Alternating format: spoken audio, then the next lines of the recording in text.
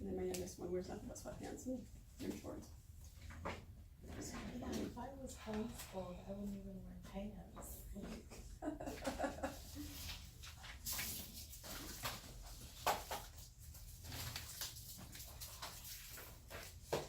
I'm so sorry. Can you please in the trash for me? Thank you so much.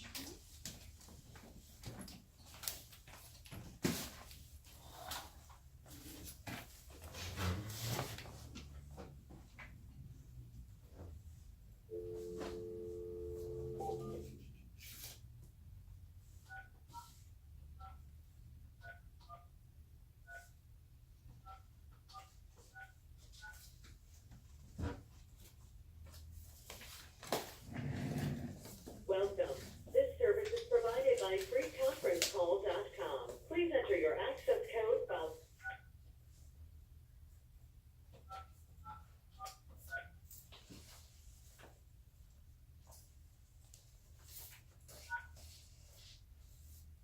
If you are the host, press star now. Otherwise, please wait, and you will be joined into please enter your PIN followed.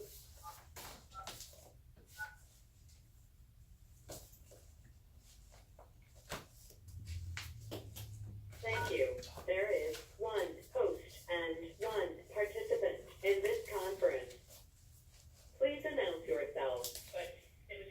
Sarita Gibbons, Haley, and Tiffany. Good afternoon. Hi. Brittany. Hi, Brittany. Good afternoon. How are you today? Good. Awesome. And who else do you have with you? We have Jennifer Drake, Cassie Lucido, Hi, Jody D'Ambrosio, Shelly Craven. She just stepped out for a second. So far, that's all we have here. Okay, that's awesome. All right, so before we get started, I have a few housekeeping questions to ask. Did you receive the application checklist that Tiffany emailed? Yes, we all have it right in front of us now. Okay, that's awesome. And do you have any questions for us before we get started?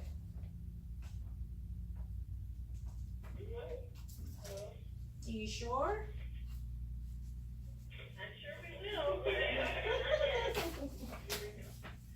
will. Okay. So, the purpose of this call is for us to have the kickoff of the 2019 Section 202 Supportive Housing for Elderly programs. This is a huge grant, and it could get overwhelming, so I've devised a strategy for us, which is we're just going to talk about some fundamentals, lay some foundation for today. And then we'll schedule a meeting for next week where we start diving into the actual grant documents. But today I just want us to talk about the features of the grant, what we will be doing, and just to get some basic understanding of the grant features, okay? Okay. Alrighty. So I'm happy that you have the application checklist. There are no questions. Do you ladies have any questions? No. Okay, I'm asking Tiffany and Haley. So we three will be your grant writing team, okay? So we've tripled up on you guys. Tiffany, Haley. Yes, so Tiffany and Haley, you'll be getting emails from them with the particular documents in question, and they'll be the ladies that you'll get most of the emails from, but it will be all three of us. Alrighty, so let me jump in. So we're doing the Section 202 grant. The application due date is August the 28th, 2019. And who will be our primary point of contact for this grant? Marlene Roseback. You said Arlene? Marlene. Okay, Marlene. Okay. I hear you. Go get her. Okay. That's what I want your name.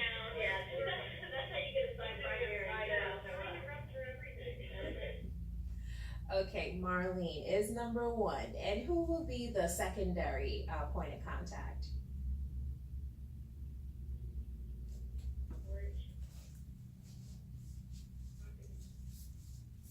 So I know that I have emails for Marlene, Corrine, and Brittany, and Jennifer. So I will CC everyone on the emails, okay?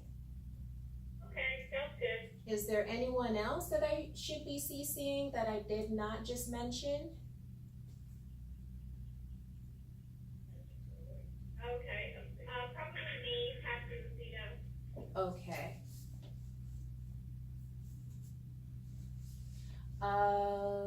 Can someone send me Kathy's email? Sure. Okay, thank you.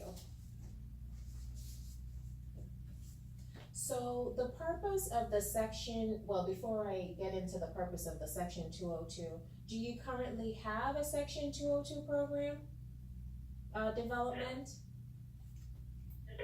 No? Okay. You try to get one? You try to move into one? No, that was just Marlene showing up. She finally showed up. Okay. Hi, Marlene, welcome. So we're on the purpose right now. So the purpose of the Section 202 program is to provide affordable housing for low-income seniors.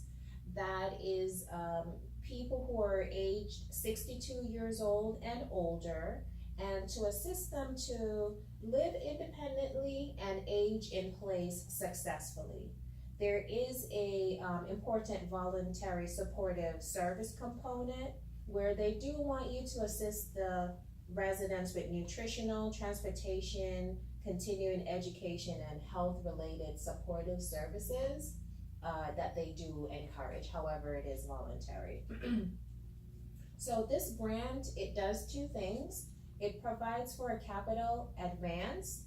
So what you do, you request a certain amount. You can request up to $5 million, and you can use that for the purchase of a development, the renovation of a development, the rehabilitation of a development, the reconstruction, or you can build new.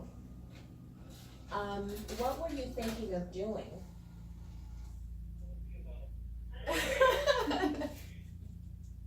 And you can actually do that. So the last time this grant was funded was in 2010, and there were applicants that were funded multiple times. So I saw one applicant, they were on there 3 times. So I think what they did was they bought 3 different properties, or maybe they renovated or whatever they did. But if you can meet the requirements of the grant and you want to do multiple developments, you could. So you don't, it sounded like this other group that won funded, they did 3 different grants for 3 different properties, or can you do 1 grant for 3 different properties? 3 different grants for 3 different properties. Do a grant per property. Yes, so 1 development per application.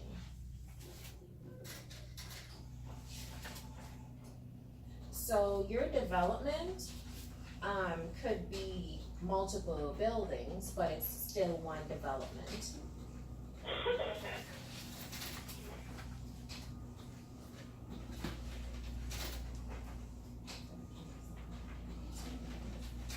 So what were you thinking of doing? Were you thinking of buying a property outright from a current owner, or you were thinking of buying land and building, or? So we have primarily what we service in Jersey. We have primarily housing for elderly already across multiple sites. So I'm assuming this is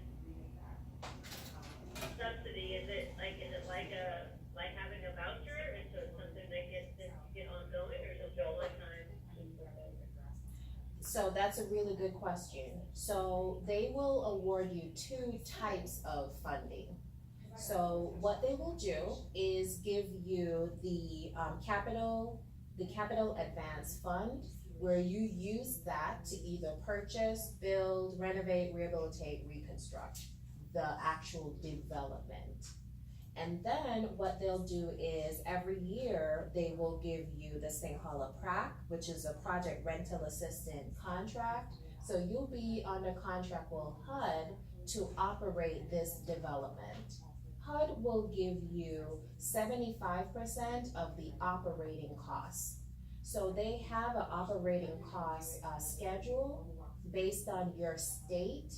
They have allocated a set figure that they know that you will need to operate at least one Section 202 unit. So depending on how many units you want, you calculate the value that they put on one Section 202 unit to operate in your state, and you multiply that by the amount of units you're proposing to operate.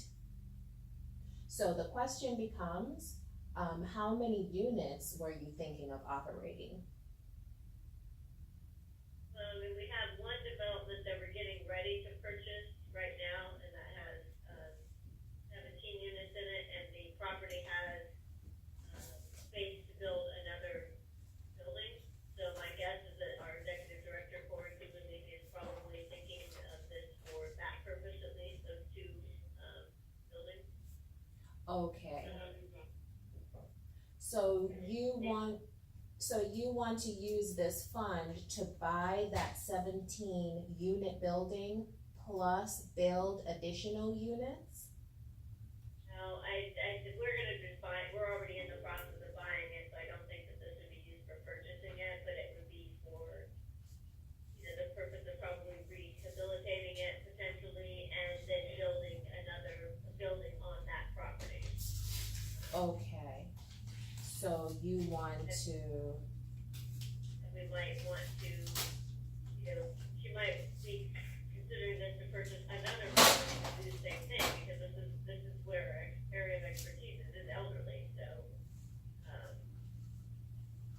do you currently house all elderly, or you do mostly elderly? mostly elderly. Yeah. Mostly elderly. How many public housing units do you have now? We don't have any public housing, but we manage and or own 298, units, and that's across, several developments, but we have about 30 single-family. Okay. Do you have them signed up for Section 8? Or what type of housing are they designated as? So the majority, for the, apartment complexes that we have, basically, they're, elderly, and then we have one that's elderly or disabled. And, two of them we own outright, and they have to have voucher holders on them. Okay. But it's a tax credit property, and we have a lot of voucher holders in there, but that's, their voucher is not associated with the property, it's with the tenant. But we do make an effort to try to get as many of our current tenants to have a voucher, because we manage a voucher program too, so, the idea would be able to provide more housing for seniors, that's affordable, while still providing the vouchers to other people in the county, not having it all designated necessarily for our housing. Okay. Which would help them. Okay. Does the housing, okay. Did you develop any housing in the past? Our organization has, but nobody that's here was part of that. Okay, but They built the development, between 30 years, in the last 15 to 30 years ago, the developments that we manage. okay, so there was a property that was developed. Yeah, we've had multiple properties, all the properties essentially that we, currently manage and or own, we developed them at some point, it wasn't with the current regime. That's great, so developed property, okay. That's really good, cause that will definitely help us for past performance to that. So they kinda understand that maybe not the current people, but the organization has the development experience, so that's good. Developed property, Yep, that's everything except for our family homes, I mean, everything was built by our organization. okay. Alright, so now we kinda have to, fine tune the idea of what we're going to do. So we won't really know if we will request the 5 million, but let's just say we request the 5 million. You're going to use it to build a development, is that correct? Build and rehab, right? Build and rehab, okay, perfect. So you're gonna rehab the 17 units you just acquired, and then you're going to build additional. Okay. Do you have any idea of how many additional units you want to build? I think they wanna keep it pretty much the same as the current one, so another 22. Build another 20? Yeah. Okay, so you'll have 37, okay, 20 units. How much did you buy the 17 for?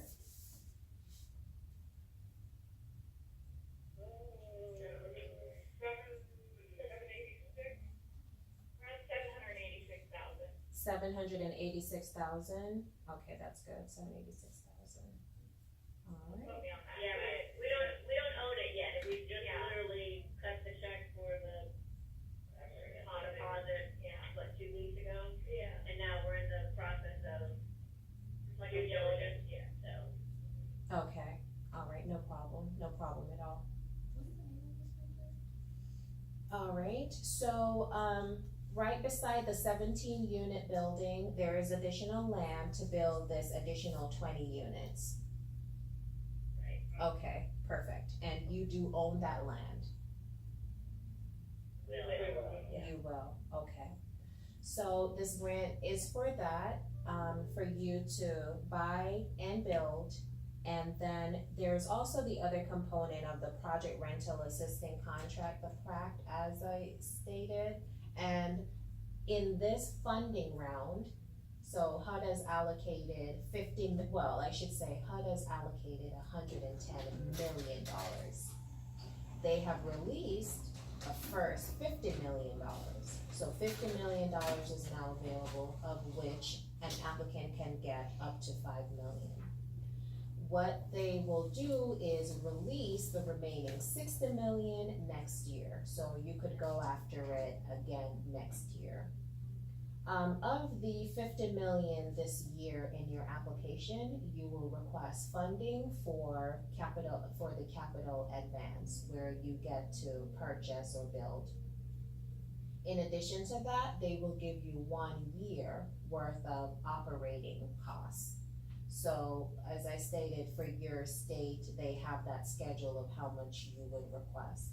They will give you 75% of that towards your operating costs out of this 50 million. And then they say, once Congress allocates funding for this program, in future years, you'll get your operating costs in future years, through any allocations that Congress make. The remaining 25% of the operating costs, they're assuming that the residents' contributions to their rent will cover the operating expenses. So that's how they are working it out for you. Okay? So after this kickoff meeting, Tiffany's going to email you the operating cost schedule so you can see what every state gets. And we're doing 37 units, so it's 37 units times what Maryland is getting. Do you still have that with you? And then you'll also see the development costs. So do you know right now what type of units you will be building? Is it going to have an elevator? Is it a detached? Is it a single family? Is it one high rise? What type is it? We don't know yet. I mean, our best guess is it'll probably be a 3-level building, 1 bedroom, 1 bath. If it's gonna be elderly, we're probably gonna have to do an elevator. Okay, so they give us the amount, so likewise, that is a schedule. So if you're doing detached, for your area, it values a certain amount to build it. If it's, if it has an elevator, if it has a walk-up, if it is a row, they have given us, a schedule. So what we do, if you're doing a studio or you're doing a 1-bedroom for any of those unit types, that is the amount that they have given us that we can use to build. So you times that times the amount of units that you're building or renovating, and that is the amount that you can request for a capital advance. So we have the capital advance, schedule that we calculate to determine how much we can request for a capital advance. And then we have the operating cost schedule to know how much we can request for that first 1 year operating costs. So Tiffany will be emailing those 2 PDFs to you after this kickoff meeting for your review. Any questions so far? Okay, so eligible applicants are nonprofits with their 501c3 certificate from the IRS. What is the name of your nonprofit?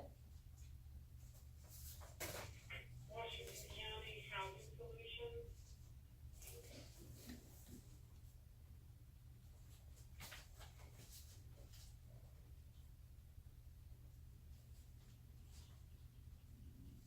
In the past, did you use Washington County Housing Solutions to develop any of the current properties that you operate?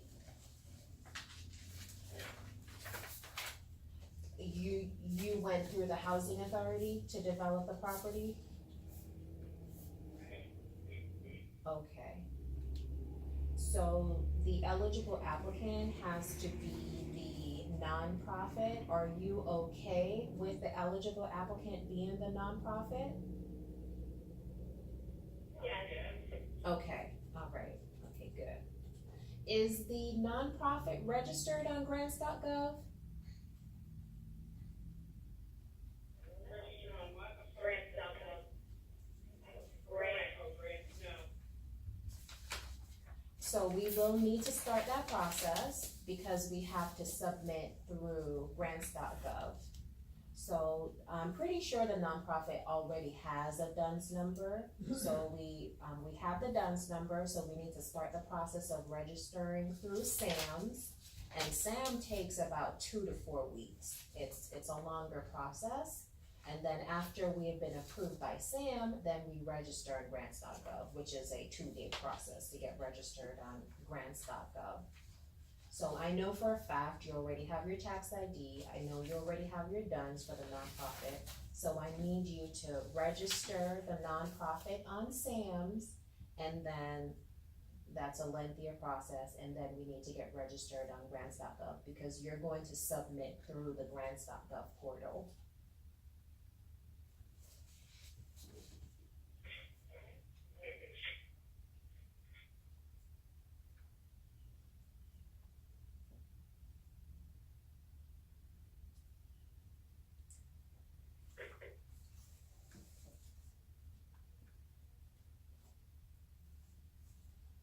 So the period of performance is actually, I think it's 4 years.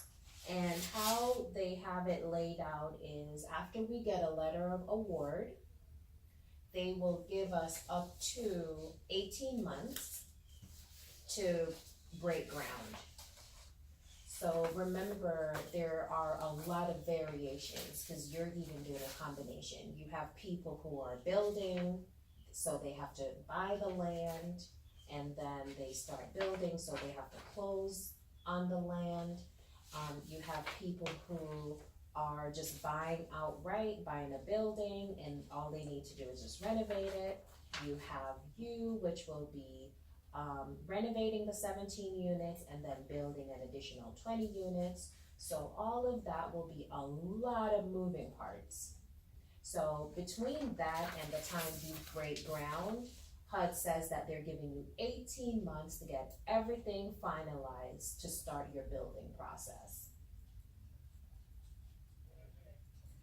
They have a threat, which they say that if you won't get started in that 18 months, they will withdraw funding from you.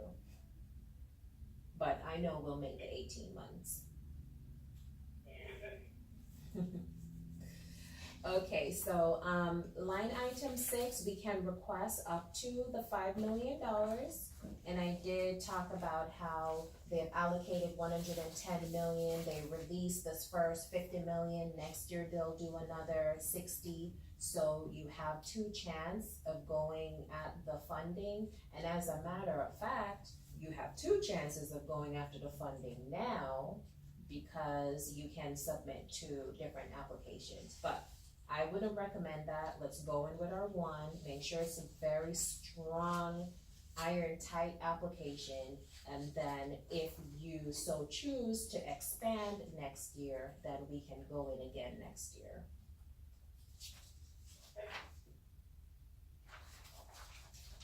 Any questions so far?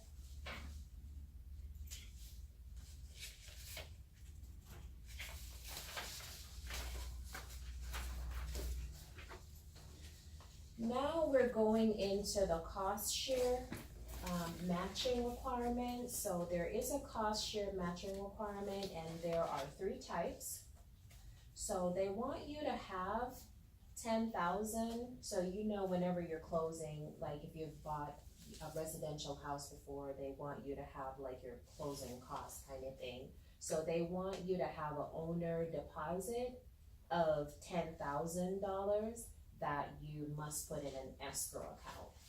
So during that first 18 months, these are some of the things that we will be doing. So $10,000 in an escrow account.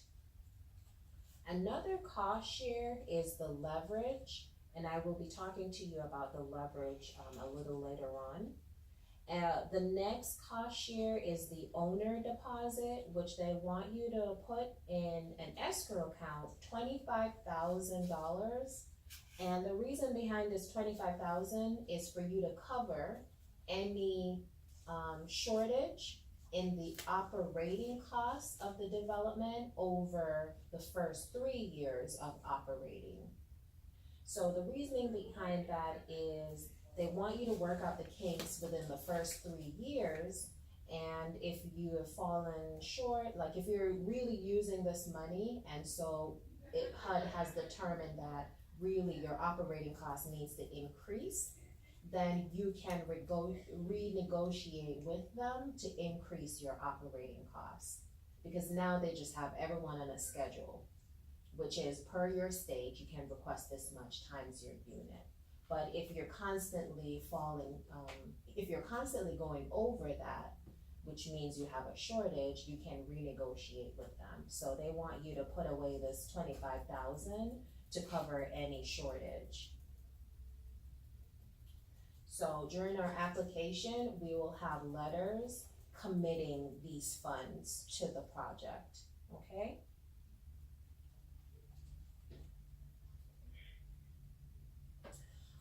So let's go back and talk about the leverage. Don't ask me why they did it like this, but the leverage is over a series of like points. So we can get up to 15 points for leverage. And leverage is for every $1 that you request, you can, you have to leverage $10 from various sources. They provide for us like a menu of things that we could get, you know, leverage from. So for every $1 that we request, If we wanna get the maximum 15 points, we have to leverage $10, okay? Do you guys have the section 202 grant announcement? No? You guys still there? No, we don't have it in front of us right now. Alright, so we're gonna take a little break and I'm going to send it to you. And then I want you to look at page 43 and 44. So I'm going to email it to you right now, okay? Do you want me to go email? I'm gonna do it.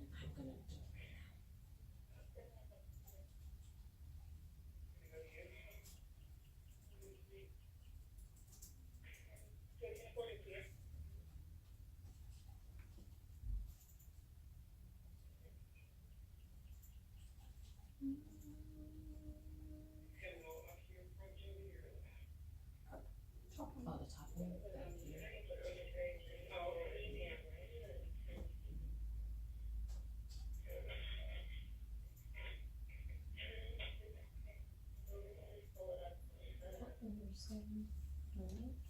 The leverage piece is crazy to me.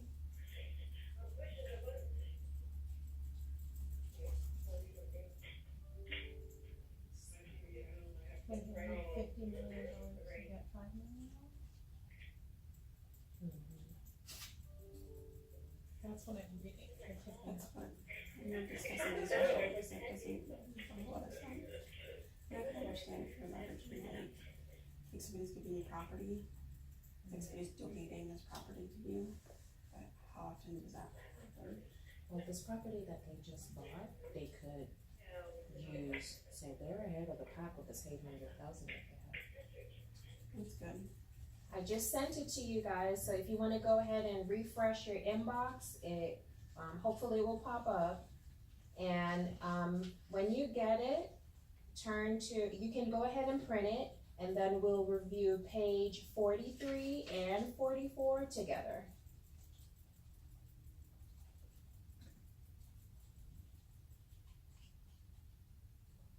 Well, that's good that they can use that. I forgot yesterday, cause they're gonna buy the property, Mm-hmm. so it's different. So they can, cause they're gonna use it for this, so. Right, they're purchasing their property ahead of time, so they can use it, whereas yesterday, they were gonna use it to purchase the property. To buy the land. Yeah, so And it's then different. Did you say 46? 43. 43 and 44.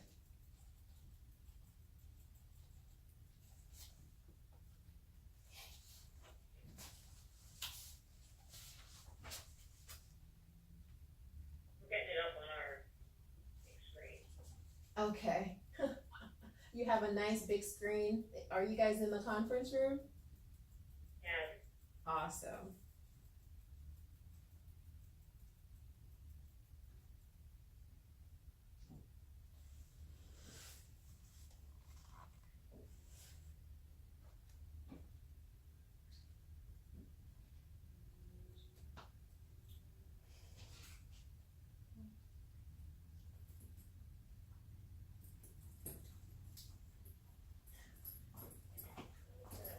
Smyrna Beach and Daytona.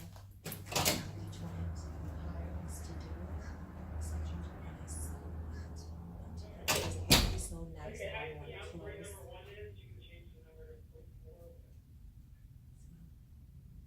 Like you could actually see it afterwards, like, Yeah, cause you could oh, go visit, yeah.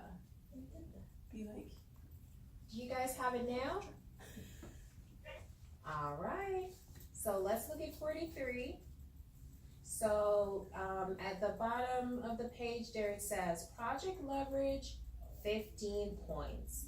Applicants will be rated on the amount of financing brought to the project by the applicant in relation to the amount of capital advance funded requested in the application. So if you look down to the bottom, you see that they have a table there. And then over to the very right, you'll see the point structure.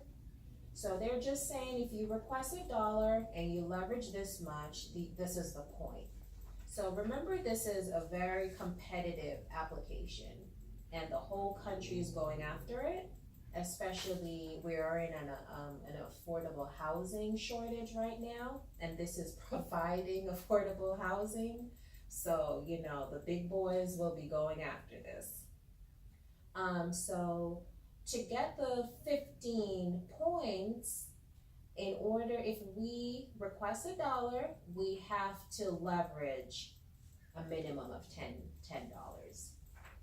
So, but of course, we don't have to leverage the $10 if we're requesting $1. We can do anything. We'll just get either maximum points or less, okay? And a lot of applicants will definitely get less.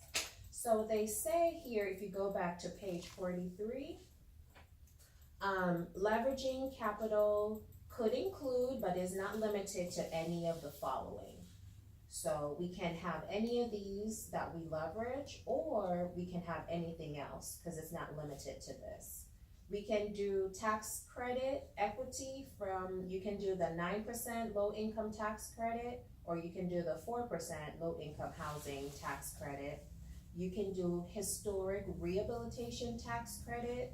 You can do the opportunity fund investment, or a similar federal or state tax credit. You can do a first mortgage financing supported by non-prac funds such as market rate units or units under a Section 8 contract. You can do a subordinate loan fund. You can have other grant awards that you've won to build low-income elderly housing property, sponsored capital, and appraised value, donated or seller financed land. So, you know, it goes on and on and on. You can do these things. So I just want us to make sure that we talk about the fact that leverage is important, and they've assigned a 15-point schedule on it, and we should try to shoot for as much as we can get.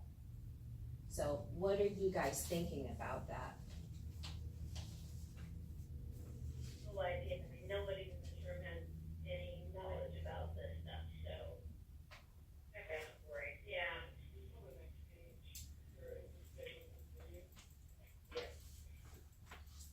So the great thing about it is, the property, you're in the process of spending $786,000.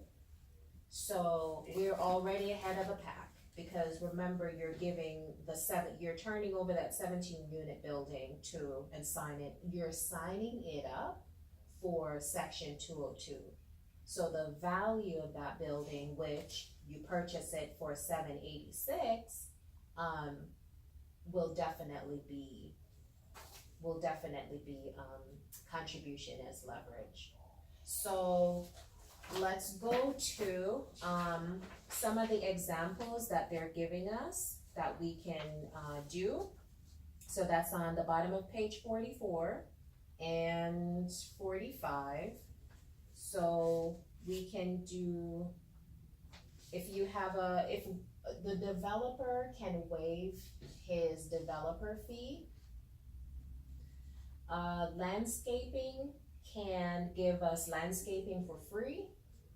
So whoever you contract with now to do landscaping, you can have them landscape this property and say, can you give us this service for free for the next however many years, and the value of that, because you know they're currently getting a contract with you to do your current landscaping, so they may be able to do that for you. What other things can we do? The city can waive the property tax, and there's so many things that we can do. Say all those things create leverage? Yes, because it has a value. So yeah, so those things are considered leverage because they benefit the property.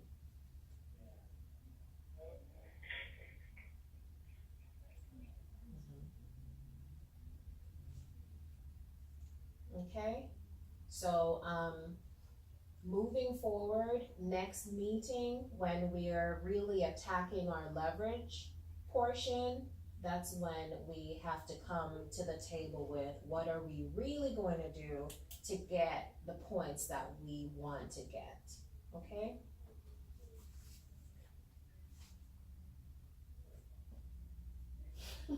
You guys, you're making me worried now. You're way too quiet.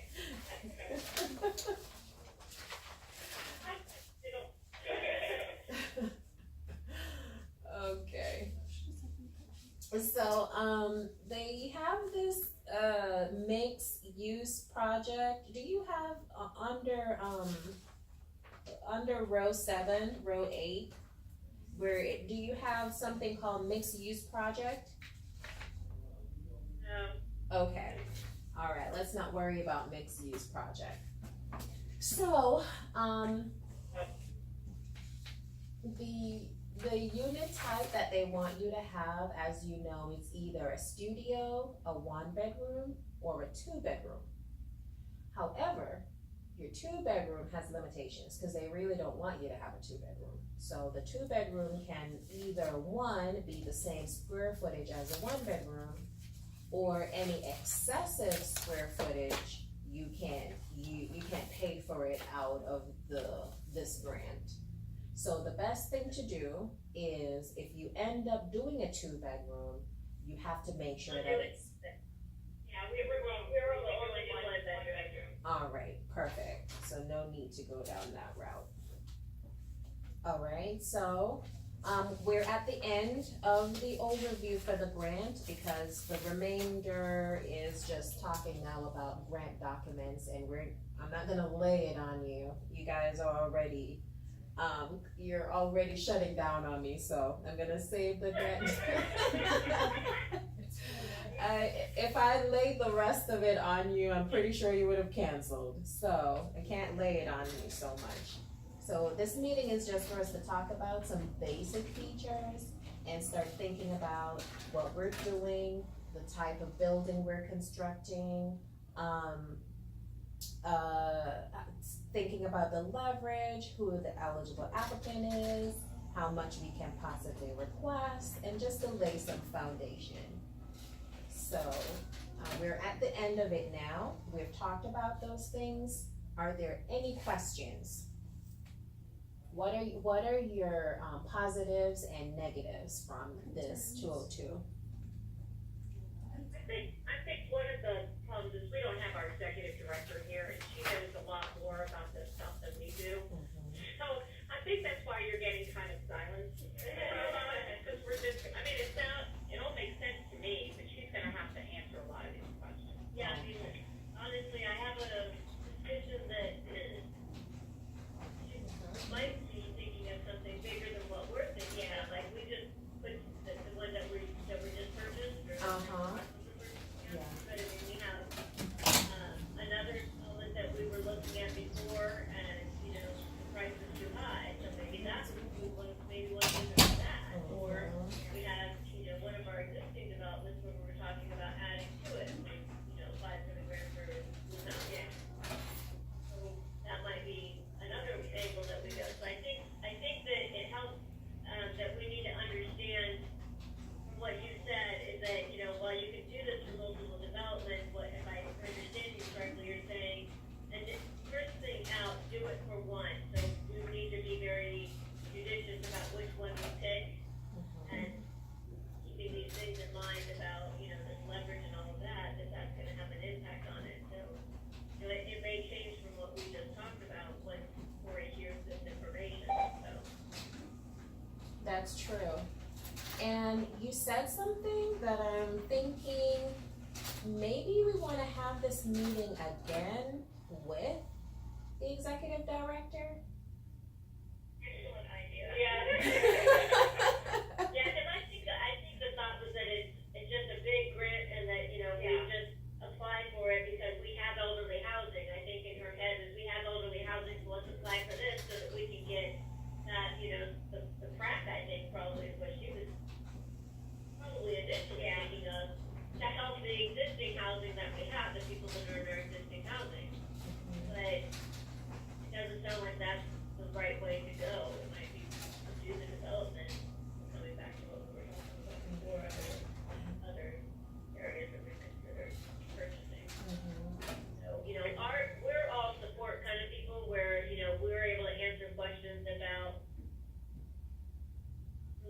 properties that we have, or the funding that we have, you know, our voucher program, who we service, that sort of thing, and then, you know, so I think we're gonna be a role of providing information that you guys need to have the background for submitting the application as it needs to, as you need information about our organization, so. It's probably not the best one for this meeting, I don't think, it probably is the first, yeah, honestly, Cory is the she's our CFO, so. As long as there's one one Okay. person in the office. Yeah, it's a great meeting, because, yes, exactly what you just said, which is laying the foundation, mulling over a few things, who really needs to be the players, and what are we really going to do is core, that foundation is core, so. What would you guys like me to do? Do we schedule another meeting with the executive director, and then after we do this again, she will decide, okay, these players need to come to the table as well for all other subsequent meetings, or is it just a call to her directly to say, hey, this is the direction the grant is or needs to go in, and the other meeting needs to have those players there already?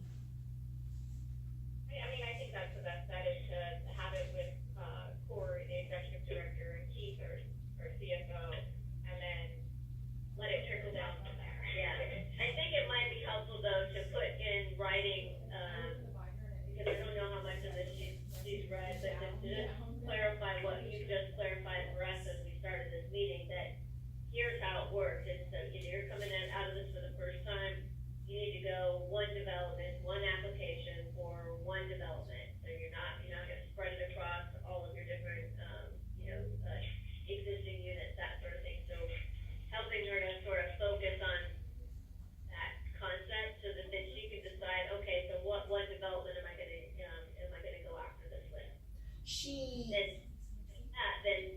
Then everything else can kind of fall into place. Okay.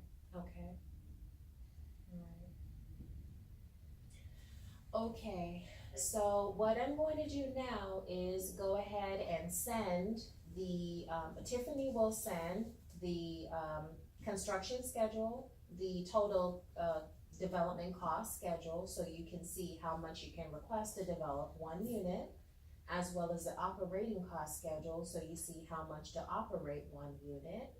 And then we need to ask the question of when we can reschedule the subsequent meeting with the executive director. So we need to know her schedule to schedule that other meeting with her.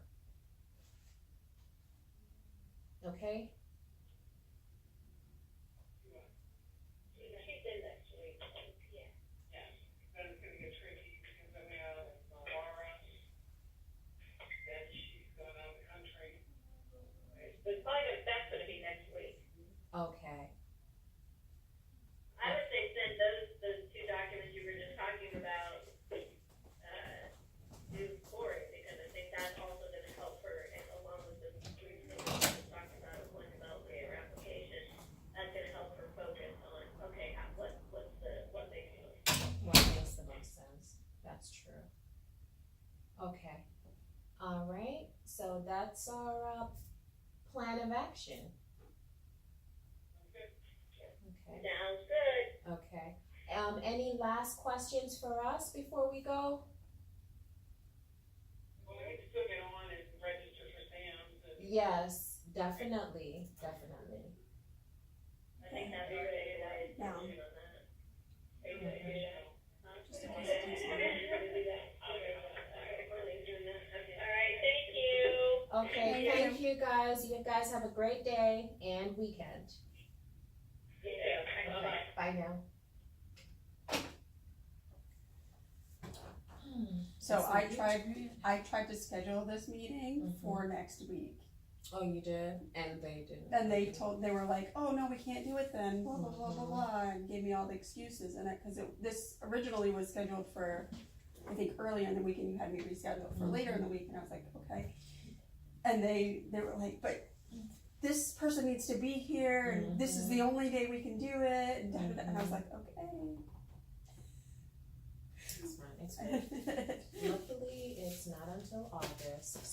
there's so many moving parts that, I mean, you can't just, have you guys ever heard, this saying before, or this question, when's the best time to build a house? Or when do you start building a house? You've ever heard it? And they said the answer is when it's finished. Because nobody goes out, you just don't start building, you have to have a map, you have an architectural drawing, so when you have all of that done, that's when you start the building. Right. So you have to have it finished first before you start Yeah, it. that's so weird to me, cause I'm like an overthinker and a planner, to not have like a plan before I do the Yes. grant part, yeah. Well, right before, when I sent them the checklist, she's like, is there any other documents that we need to have this? And I was, or anything else? And I'm like, I said, no, just some questions. I said, if you guys have any questions, bring them to the table. Okay. So one of the things with our business is I'm just an email that pops up, or I'm a video, and I'm like, you can get $5 million to have a affordable housing where you serve low income people, blah blah blah. They haven't read this. We haven't even read it. I mean, we're the ones selling it, so they definitely need to read it to be more knowledgeable. They haven't read it, they don't know that they need this, and all these little details of the application. And this application has a lot of detail. So they haven't read it, and they won't read it. No. That's kinda like your accountant telling you you're supposed to read the tax code, that's what I'm paying you for. So they haven't read it and they will never read it. So when we come, we have, okay, let's just talk about this one thing and how we're going to attack it. So if you lay it on them, they're going to be overwhelmed. So what we do is, we're the ones telling them, I need you to sign this form. It has to say this. If we don't do this, we don't get the 15 points. If we don't do this, that's what they come to us for. So they will never know, to be honest with you. They're always gonna ask you, what should I come to the meeting with? Cause the expectation is, you tell me what I need. I shouldn't know. If I know, what do I need you for? Correct. So that will always happen to us. So 2 things or 3 things I'm pulling from this. 1, I need you to send another email out to the grant point of contact, because this executive director was thinking she has a bunch of elderly development. She's thinking she's just gonna go in and get the PrAC money to start operating it. So what I wanna find out is if tell them I have a client that has 5 different housing developments. Can they apply for one grant, turn all of their developments into section 202? Because actually that's probably really, really good if they can do that.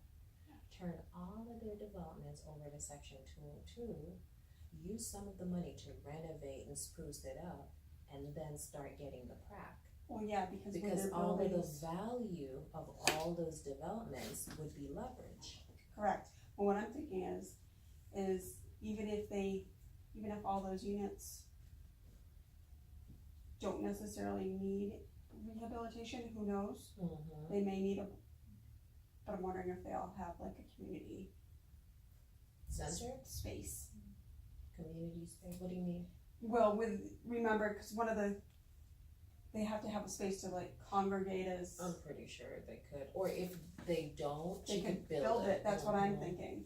So if they have units or a building that doesn't need to be renovated Mhm. very much, then they could Mhm. propose, we need this money to Mhm. build a community Mhm. building or space for these people to, And hang out in. depending on how you're going in, you have to do different things. Like the previous people yesterday, they're buying the land and building, they won't need a P&A, No. physical needs assessment. But if the building already exists, they're requesting a P&A. right, So this this, application checklist must be flushed out even more, because if you're doing this, then that, if you're doing that, then this. That's what I've noticed. A lot of sections are like that for this. Like, I'm on section J right now, and it's like just the description of like what they need is 2 pages long. And that's not even breaking it down to, okay, we have this. It's like, this grid is, I swear, choose your own adventure. And the grant, the NOFA itself doesn't follow A, B, C.